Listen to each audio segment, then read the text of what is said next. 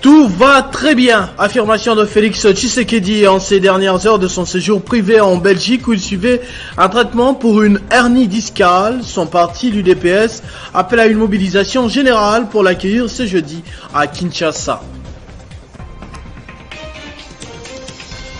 Le financement du programme de développement de 145 territoires était au centre des échanges ce mercredi à la réunion de conjoncture économique à la primature. C'est le chef du gouvernement lui-même qui l'a présidé. Le monde scientifique et professionnel a échangé ce mercredi avec la Commission électorale nationale indépendante. Ensemble, ils ont voulu changer l'image de cette institution d'appui à la démocratie jusqu'aux prochaines élections. Mesdames et messieurs, bonsoir. L'UDPS, le parti au pouvoir, mobilise les Quinois pour l'accueil du chef de l'État ce jeudi au terme d'un séjour privé. Félix Tshisekedi a reçu mercredi des Congolais vivant en Belgique, occasion pour le président de la République, à la veille de son retour à Kinshasa, de rassurer l'opinion qu'attend son état de santé. À l'entendre parler, le pire est déjà derrière nous. Voilà, je tenais à pouvoir vous saluer et puis vous rassurer. Tout va très très bien. C'est un problème d'hernie discale. Ceux qui en ont eu, je crois qu'ils peuvent comprendre ce que j'ai vécu. Parce que le plus dur est passé maintenant. Donc c'était très très douloureux. Et malheureusement, c'est arrivé pendant la période où je recevais tous les homologues chefs d'État qui sont arrivés. Donc c'était très compliqué. Je ne pouvais pas m'absenter. Il fallait que je les reçoive. Et donc cette douleur s'est sûrement accentuée en ce moment-là. On avait essayé de faire des kinés, mais je pense que ça a provoqué plus encore même. Ça vous a fait progresser la douleur. Mais ça va. Donc j'ai eu un très très grand spécialiste, un véritable magicien, qui m'a réparé. Donc ça va. Maintenant je suis obligé de porter la minerve pendant un temps. Donc vous voyez, pour que les os et vertèbres ne se cassent pas. Donc ce sont les disques, en fait, c'est un disque qui était abîmé, qui est donc avec la médication, on va le requin. Développement de 145 territoires. Le comité de conjoncture économique annonce le décaissement des fonds pour l'exécution du programme. C'est ce qui ressort de la réunion hebdomadaire du comité de conjoncture économique présidée ce mercredi 16 mars par le Premier ministre lui-même, Jean-Michel Samaloukonde. Le ministre du Plan, Christian Mwando Simba, fait le compte-rendu à la presse. Nous avons réfléchi sur l'exécution du programme de 145 territoires. Nous sommes, Madame la ministre des Finances nous a informé que la phase de paiement est à son terme, donc le premier décaissement ont eu lieu effectivement pour que les agences commencent les travaux sur le terrain. Nous avons discuté de la question de l'impact de la guerre de la Russie et l'Ukraine sur l'économie internationale et particulièrement sur l'économie au niveau de la République démocratique du Congo. Il a été constaté effectivement des pressions sur les prix intérieurs, notamment les produits alimentaires, les produits de première nécessité, le prix du pétrole qui va avoir un impact sur le carburant. Et donc le Premier ministre a instruit les membres du comité de conjoncture et l'ensemble des ministres sectoriels du gouvernement de bien pouvoir lui transmettre ce qu'ils considèrent comme impact dans leur secteur respectif. Parce que nous craignons que ces impacts ne puissent nous faire accélérer fortement le prix et jouer sur le pouvoir d'achat de la population.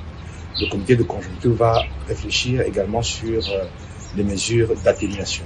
Nous avons également examiné les autres paramètres économiques, notamment le taux de change qui reste relativement stable, autour de 2000 francs congolais pour $1 américain pour le taux officiel et autour de 2036 francs congolais pour $1 américain pour le marché parallèle. Les réserves d'échange sont restées relativement stables autour de 2,8 milliards de dollars, qui correspondent à 10,5 semaines d'importation. La Commission électorale nationale indépendante a procédé ce mercredi au lancement de l'atelier d'échange sur la cartographie des centres d'inscription avec le monde scientifique et professionnel. L'objectif est de changer la perception et l'image de cette institution d'appui à la démocratie en renforçant la transparence dans toutes les étapes qui conduiront jusqu'aux élections. Cet exercice, auquel prennent part la crème scientifique émanant des différentes universités de la République démocratique du Congo, devra permettre à chaque Congolais d'accéder au processus électoral sans exclusif. Le président de la Commission électorale nationale indépendante, Denis Kadima Kazadi, a incité les participants à passer des observations aux recommandations pour une cartographie plus équilibrée et une accessibilité plus accrue. Pour être électeur ou électrice, il faut que le processus électoral soit accessible et équitable. Et l'un des moyens de faire d'un processus électoral une affaire accessible, en passant par la cartographie des centres d'inscription.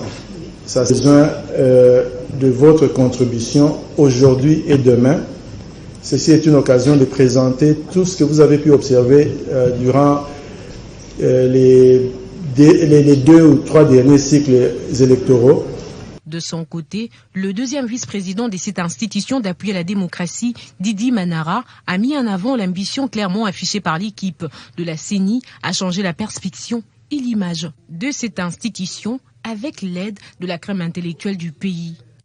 Ça sera pour nous très difficile d'avancer si à ce stade, nous ne sommes pas d'accord avec vous. Pour sa part, le secrétaire national exécutif de Thomas Bikou a fait part à l'Assemblée des orientations de cette rencontre qualifiée des capitales pour changer des paradigmes. D'après l'équipe Kadima, c'est la première fois dans l'histoire de la centrale électorale de faire participer pour une matière aussi capitale de façon indépendante et libre le monde scientifique pour des échanges fructueux. Désenclavement de la RDC, le gouvernement, à travers le ministère des Transports et Voies de Communication, vient de doter aux provinces du Haut-Uélé, l'Équateur et le Lualaba des bus Transco. Dans ces régions du pays, la population se déplace de plus en plus aisément au quotidien. Suivez. Ayant vocation nationale, l'établissement public Transport au Congo, Transco, se porte mieux aussi bien qu'à Kinshasa qu'à l'intérieur du pays. Cette vision du président de la République, matérialisée grâce à l'implication du ministre des Transports, Chéribin Okende, et au dynamisme de la nouvelle équipe dirigeante, portée par Tief Chipamba, porte ses fruits. De Mambati Yabo dans le Haut-Uélé, en passant par Arariwa jusqu'à Aru, dont la province voisine de l'Ituri, Transco desserte les populations de ces contrées qui manifestent cette jouissance à chaque passage de bus Transco. Se déplacer aisément est devenu le quotidien de cette population qui a longtemps souffert sans moyen de transport adéquat. À chaque grand événement, Transco est mis en contribution pour déplacer les populations des villes environnantes. Nous ne sommes pas opposés à ce que les compagnies, les sociétés de transport de pays voisins viennent chez nous. Mais le message est aussi fort parce que Transco va aussi assurer le transport transfrontalier pour consolider l'image de la République démocratique du Congo. Nous voici aujourd'hui représentés dans la province de Haut-Uélé. C'est un signal fort et un message fort pour toute la nation congolaise et pour dire que les autres provinces qui sont restées, sous peu, c'est le drapeau Transco qui va flotter chez eux. La population va se déplacer dans des conditions très bonnes. Le partenariat entre Transco et la population du Haut-Uélé se porte donc bien à ces jours. À l'image du Haut-Uélé, déjà à l'Équateur et le Lualaba, prochainement, l'établissement Transco qui se veut véritablement outil de désenclavement de la République démocratique du Congo, entend se déployer dans les autres provinces de la République démocratique du Congo. Première édition de la conférence nationale de la microfinance, 2 jours d'échanges et de réflexions en vue de sensibiliser le gouvernement et les partenaires sur l'importance de la microfinance, tenue à Kinshasa au Pullman. La première journée de cette activité a abouti à la remise d'un mémo aux institutions en rapport avec ces secteurs qui regorgent beaucoup de perspectives. C'est une première au pays, la conférence nationale de la microfinance sous les thèmes « Rôle et place de la microfinance dans le programme du chef de l'État pour le développement inclusif de la RDC ». Nous saluons l'initiative de l'ANIMF et de la POSEC La microfinance est un levier important pour améliorer de manière significative le niveau de revenus et l'accès à grande échelle de nos populations aux services financiers de base. Cet atelier tombe donc à point nommé et au nom du gouvernement de la République, je voudrais souhaiter un plein succès à nos travaux et déclare ouverte. Pendant 2 jours, le participant à ces assises organisées par l'ANIMEF et APROSEC, 2 associations professionnelles de la microfinance, réfléchissent sur les orientations fondamentales, les stratégies et politiques à mettre en œuvre en vue de favoriser l'inclusion financière. Cette conférence est la première du genre, et nous voudrions en faire un forum annuel. Cette conférence vise essentiellement à sensibiliser le gouvernement et les différents partenaires sur l'importance et la place de la microfinance dans le développement inclusif de la République démocratique du Congo. Au cœur de cet événement, la table ronde en conférence plénière entre le gouvernement, la Banque centrale du Congo et les acteurs clés du secteur financier sur les préoccupations des IMF et COPEC qui sollicitent un soutien des autorités. S'en est suivi la visite à l'espace exposition des différents stands des institutions du secteur. 2 panels d'ateliers ont précédé la clôture de cette première journée de la microfinance, levier puissant et incontournable qui favorise l'intégration des populations en réduisant la pauvreté. Exhortation des femmes du parti politique FIDEC de la province du Nord Kivu sur les valeurs qu'incarne la femme congolaise et celle du Nord Kivu. Yvette Angossi a transmis le message de Fifi Masuka aux femmes du parti politique Front des Indépendants pour la démocratie chrétienne dans le Nord Kivu.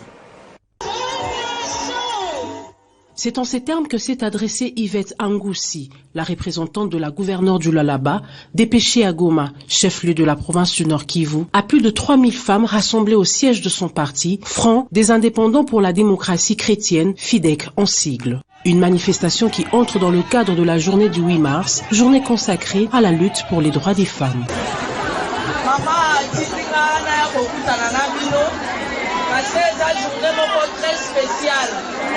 Et ça, journée Moko, journée, il y a lutte pour les droits de la femme. Parce que nous sommes maman qui ont décidé que Tokobunda, pour la égalité, parité, il y a la femme. Parce que nous sommes maman de reconnaître que tout ça, la famille, il est que va reconnaître la cabisoté.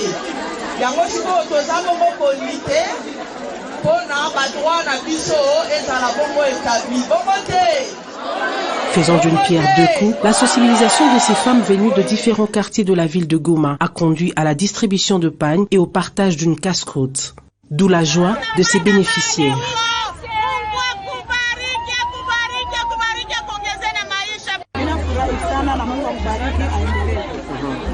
Ce parti dont l'autorité morale est une femme, en la personne de Fifi Masuka Saini. Ainsi aura vécu le 8 mars 2022 à Goma, une journée partagée à cœur joie, malgré la distance entre les femmes de cette ville et Fifi Masuka. Le gouvernement provincial du Olomami est venu à la rescousse des 25 ressortissants du Olomami victimes de l'accident ferroviaire survenu à Kintenta, dans le territoire de l'Oboudi, province du Lualaba, en mettant à la disposition de l'hôpital Gécamine de Luena un lot important de médicaments pour la prise en charge de ces sinistrés.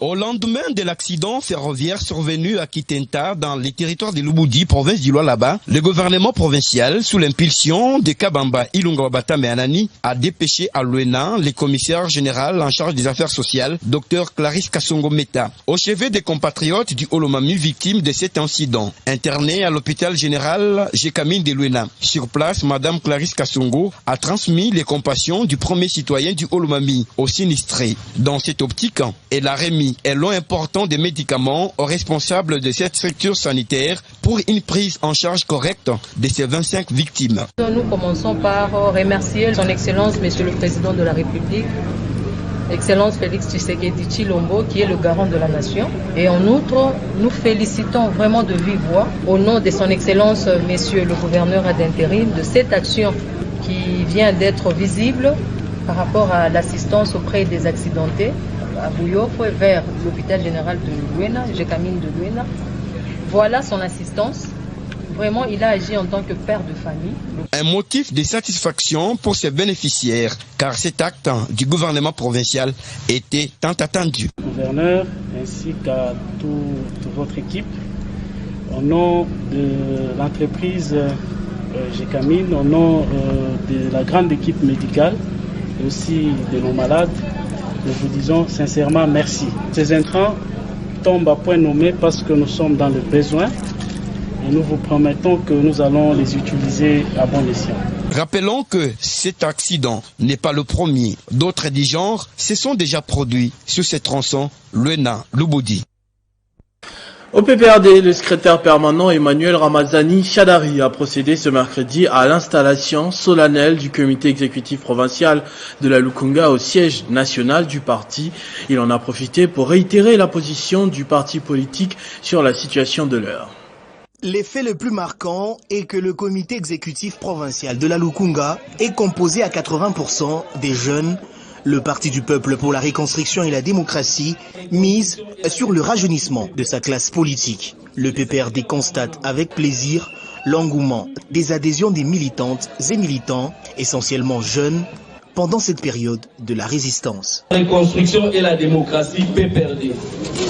Les secrétaires permanents, décision numéro 010, barre PPRD, barre SP, barre RS, barre EMR, barre 2000D, du 15 mars 2022, portant nomination de membres du secrétariat exécutif provincial du Parti du peuple pour la reconstruction et la démocratie, ainsi que les PPRD, ville de Kinshasa, Lukunga. Profitant de cette installation solennelle du comité exécutif provincial de la Lukunga, le secrétaire permanent du PPRD, Emmanuel Ramazani Chadari, a réitéré la position inchangée du PPRD sur la situation politique de l'heure. Il a à cette occasion condamné le prélèvement de la taxe RAM avant de fustiger l'apologie du tribalisme faite selon lui par le régime actuel. Il a martelé également sur l'organisation des élections libres, transparentes et apaisées en 2023. On a besoin des élections en 2023.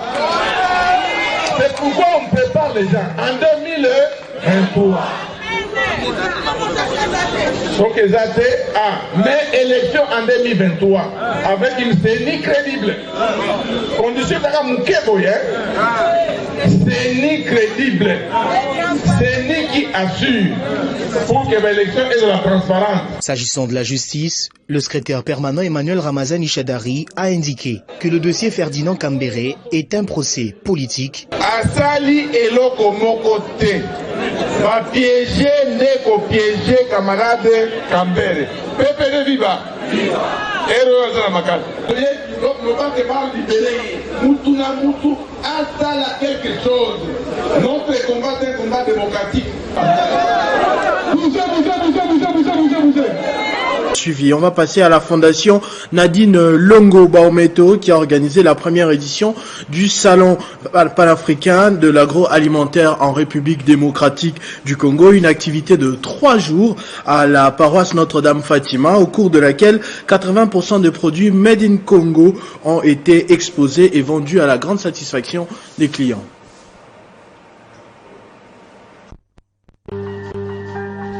Après 6 ans d'existence et son implantation dans 5 provinces du pays, la Fondation Nadine Longo Baometo lance la première édition du Salon panafricain de l'agroalimentaire en République démocratique du Congo. En présence des invités des marques de tous bords, les professeurs Émile Bongeli coupent les rubans symboliques pour lancer ce panel de 3 jours. Il est ridicule aujourd'hui, n'est-ce pas? Même les nécessaires l'ont dit, un pays comme celui-ci, où nous avons 80 millions de... que nous soyons obligés de manger la nourriture qui vient de l'extérieur. Ce n'est pas seulement mauvais, mais c'est une honte. C'est une honte nationale. Lorsque on a inventé l'agriculture, c'est-à-dire quoi?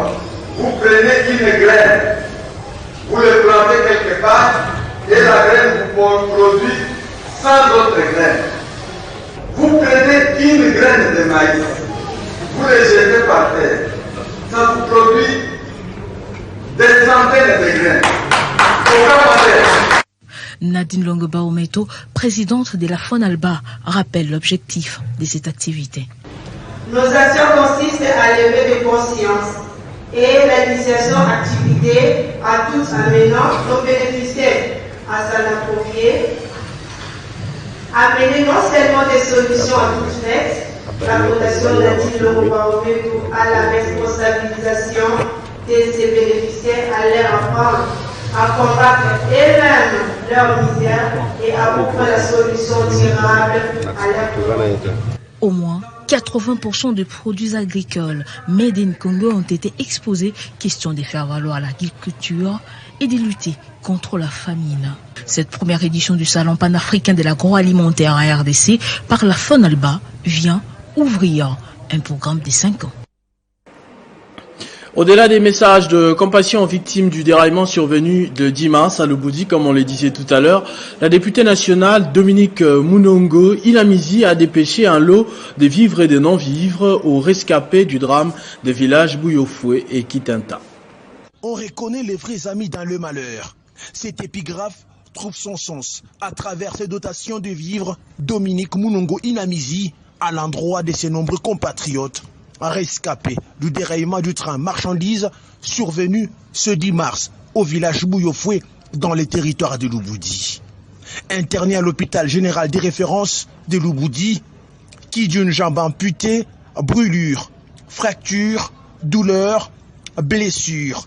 Désespérés, ses compatriotes ruminent les traumatismes de ce drame qui a dépourvu ses enfants de leurs parents, qui désormais orphelins de père et de mère. Face à ces désespoirs, la générosité de l'honorable Dominique Munongo Inamizi, élu naturel de Lubudi, n'est pas restée en berne. Des sacs de farine, de cartons de poisson, de l'huile, quelques habits. Une dotation symbolique remise au médecin directeur par l'envoyé spécial de la princesse au service des autres, Félicien Imango. Remercions grandement l'initiative de l'honorable Inamizi pour avoir pensé à ses frères de Lubudi. Au nom des rescapés, le médecin remercie la bienfaitrice. Vraiment, nous sommes très émus par cet élan de générosité, cet élan qui a toujours marqué maman, l'honorable Dominique Inamizi. Elle n'en est peut-être certainement pas à son premier geste. Promptitude, servir le territoire de Lubudi sans compter, c'est en cela que se résume l'amour d'un élu naturel à sa base. Les femmes et les jeunes filles réunies au sein de l'Alliance des forces pour le bien-être des Congolais, partie chère au Dr Néné Ilunga Nkulu, ont lancé leurs activités liées au mois de la lutte pour les droits de la femme dans toutes les fédérations. Le Haut-Katanga n'était pas en reste. L'autonomisation des femmes et des jeunes filles membres de l'Alliance des forces pour le bien-être des Congolais, ainsi que l'égalité des sexes, nous exige une prise de conscience individuelle et collective et des formations adéquates pour nous adapter aux situations mouvantes et apporter des solutions appropriées. C'est en perspective du mois consacré aux activités relatives aux droits de la femme que cette journée a vécu sous l'égide du Dr Néné Ilunga Nkulu. Elles étaient nombreuses à répondre à ces rendez-vous. Dans la grande salle Aroupé, les femmes de l'Alliance des forces pour le bien-être de Congolais, AFBC en sigle, ont eu à réfléchir sur le thème choisi cette année par l'État congolais, basé justement sur l'autonomisation du genre féminin et risque de catastrophe climatique. D'entrée de jeu, Delphin Kikanka, président fédéral de la FBC au Katanga, a salué l'implication totale du président national de cette formation politique, qui est l'apôtre Christian Numbi, sous l'impulsion de l'initiatrice, l'honorable Néné Ilunga Nkulu, qui prêche toujours par l'exemple sur l'entrepreneuriat pour le développement durable de la femme pour qui elle a de l'estime. L'instant d'après, Caroline Chienda s'est entretenue avec les femmes de la FBC sur l'autonomisation et les risques de catastrophe, car la femme regorge un potentiel inestimable en elle. Pour être à la hauteur des attentes de l'humanité aujourd'hui, elle devrait donc simplement y croire. Je parlais de l'autonomisation. J'ai dit au moment qu'est-ce que l'autonomisation. J'ai dit le pourquoi de l'autonomisation et j'ai donné les stratégies et les méthodes pour arriver à ce que la femme puisse être autonome. cela va vraiment apporter une grande pierre à l'édifice familial et aussi l'édifice social. La surprise agréable était la distribution des pagnes, une donation signée Dr Néné Lungankoulou à toutes les femmes présentes dans la salle et les invités. Il est à noter que cette journée a été amplement bénéfique pour les femmes de la FBC au Katanga qui s'estiment heureuses d'avoir une visionnaire comme les docteurs Néné Lungankoulou. Fruit de la redevance minière perçue par la commune de Dilala à Kolwezi, un hôpital de référence moderne a été inauguré au quartier populaire Kanina par le gouverneur intérimaire de la province du Lualaba en présence de plusieurs autorités et personnalités. Tout a commencé par la bénédiction des 2 blocs sanitaires par l'évêque de Kolwezi, Nestor Ngoy Katawa. Puis le mot de remerciement de la congrégation des sœurs salvatoriennes pour la construction de l'hôpital communal de référence de Kanina. Elles ont par la même occasion remis un cadeau d'anniversaire à la femme numéro 1 du Lualaba. L'ingénieur de l'entreprise MCS, qui a né le maître d'ouvrage, a présenté les aspects techniques et matériels de l'hôpital qui comporte une salle d'opération pour la médecine interne et la chirurgie, une salle de réanimation et une salle de stérilisation, etc. Le bourgmestre de Dilala a loué la qualité de travailleuse assidue qu'incarne Fifi Masuka Saini pour le développement intégral du Lualaba. Ce qui prouve qu'on peut compter sur la femme pour changer positivement la RDC. Il a eu tort. C'est lui qui a dit un jour que moi, c'est Atonga Kambo Kate. En effet, chaque jour qui passe sous le leadership de Madame le gouverneur et d'autres braves femmes de notre province, nous avons la preuve sous nos yeux que la femme peut bel et bien bâtir la nation. Pour encourager la bravoure du travail Kaba sans relâche l'autorité provinciale, le bourgmestre de Gracias Kalubunda a baptisé la maternité et la pédiatrie au nom de Marie-Thérèse Fifi Masuka. Aujourd'hui, le programme partant des 145 territoires prôné par le chef de l'État est déjà une réalité au Lualaba. La commune de Dilala est l'une des ETD qui bénéficie de la redevance minière. Elle est tenue de montrer au peuple l'usage dont elle en fait. Cette infrastructure sanitaire en est une preuve matérielle. En bonne mère de famille, Fifi Masuka a décidé sur le champ de payer les frais d'hospitalisation de tous les malades internés et également pour toutes les mères qui ont accouché le 10 mars. Canal+ a officiellement présenté ce mardi à Kinshasa sa nouvelle application télé. Ce logiciel application télé, comme je l'ai dit, permettra à tous ses abonnés de suivre leurs programmes à travers les mobiles, les tablettes et des ordinateurs.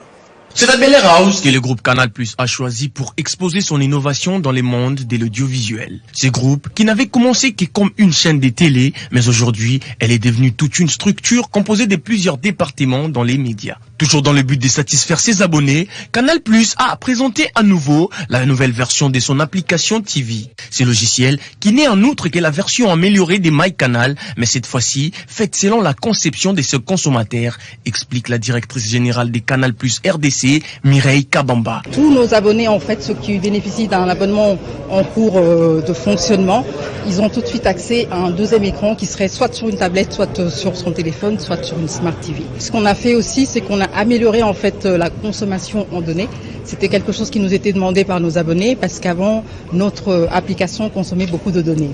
Aujourd'hui, l'abonné a le choix de choisir en fait quel type de visionnage il veut, en haute définition ou en basse définition pour pouvoir consommer plus ou moins de data. On a vraiment rajouté toutes les chaînes, en fait, on a plus de 200 chaînes aujourd'hui qui peuvent être visibles en live, ce qui n'était pas le cas en fait avec notre application précédente. Ça permet vraiment d'avoir son bouquet tel qu'on l'a à la télé sur son appareil mobile. Aujourd'hui, plus de 25 000 programmes que l'on peut revoir en replay, donc à la demande. Si l'on choisit en fait de regarder de manière différée ces programmes, on a un choix qui est très vaste en fait. Cette nouvelle application a pour but d'accompagner les consommateurs des Canal+. Partout où ils seront, ces derniers auront le pouvoir de choisir les programmes de leur choix, mais également contrôler leur consommation. Ce logiciel est disponible sur toutes les plateformes de téléchargement, dont App Store et Play Store. 42 ans après la disparition de Guizaro Muoza, Frédéric, père biologique du ministre d'État aux Infrastructures, Alexis Guizaro, une messe d'action de grâce en sa mémoire a été célébrée ce mercredi 16 mars. Plusieurs autorités ont pris part à ce culte pour rendre hommage à l'illustre disparu. Il y a 42 ans, jour pour jour, depuis que mourait Gisaro Muhoza, le tout premier député national élu de la communauté Banyamulenge. Pour immortaliser cette figure qualifiée d'emblématique de l'histoire de cette communauté, toute la crème intellectuelle, les membres des familles se sont donné rendez-vous pour la prière. Les cérémonies de commémoration commencent par un culte d'action de grâce au cours duquel les uns et les autres ont eu l'occasion de demander au plus haut d'accorder une paix éternelle à celui qui était le rassembleur, honorable Gisaro Muhoza, père biologique de l'actuel ministre d'État en charge des travaux publics et infrastructures, Alexis Gisaro. Au cours du culte, l'officiant du jour, Jacques Roukeba, s'est apaisanti sur 1 Corinthiens, chapitre 15, verset 12. Puis après, viendra le moment tant attendu, celui des témoignages émouvants de la part des membres des familles, amis et connaissances. Nous voudrions que toute la jeunesse du Kivu, ou la jeunesse du site Kivu en particulier, les Babembe, les Bafuliru et les Banyamulenge qui sont en conflit aujourd'hui, qu'ils déposent les armes et qu'ils fassent la paix. Parce que faire avancer notre province, ce ne sont pas les armes qui feront avancer notre province. C'est plutôt la démarche de Gisaro, chercher les inscriptions pour nos enfants, les encadrer quand ils terminent. On cherche du travail pour eux, développer notre province. Né en 1942, honorable Gisaro Muhoza est mort en 1980 à l'âge de 38 ans. Derrière lui, une veuve encore en vie et 6 enfants, dont 2 filles et 4 garçons. Du Zaïre au Congo, il a brigué 87% de fonctions, difficiles de les énumérer. Condoléances au ministre des Travaux publics, Alexis Gisaro, et à toute la famille. Ce journal est terminé. Je vous en rappelle les principaux titres. Les plus durs est derrière nous, tout va très bien, affirmation de Félix Tshisekedi en ces dernières heures de son séjour privé en Belgique où il suivait un traitement pour une hernie discale. Son parti l'UDPS appelle à une mobilisation générale pour l'accueillir ce jeudi à Kinshasa. Le financement du programme de développement de 145 territoires était au centre des échanges ce mercredi à la réunion de conjoncture économique à la primature. C'est le chef du gouvernement lui-même qui l'a présidé. Le monde scientifique et professionnel a échangé ce mercredi avec la Commission électorale nationale et indépendante. Ensemble, ils veulent changer l'image de cette institution d'appui à la démocratie jusqu'aux prochaines élections. À tous et à toutes, merci de votre attention soutenue. Restez fidèles au programme de votre chaîne Télé 50. Vivez heureux, vivez 100 ans, mesdames et messieurs.